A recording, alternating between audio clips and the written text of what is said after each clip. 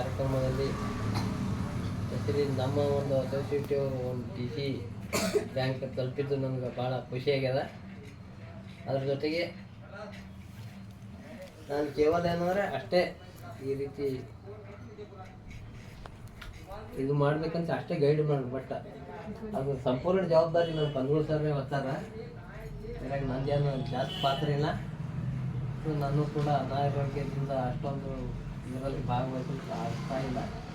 ಆದರೂ ಕೂಡ ಕಂದಗೂಳು ಸರ್ ಎಲ್ಲ ಟೀಮ್ ತೊಗೊಂಡು ಸರಿಯಾಗಿ ನಮಗೆ ಅಂದರೆ ಸಪೋರ್ಟ್ ಮಾಡ್ತಾ ಇದ್ದಾರೆ. ಅವ್ರಿಗೆ ಕೂಡ ನಾನು ಒಂದು ಕೃತಜ್ಞತೆ ಸಲ್ಲಿಸ್ತೀನಿ.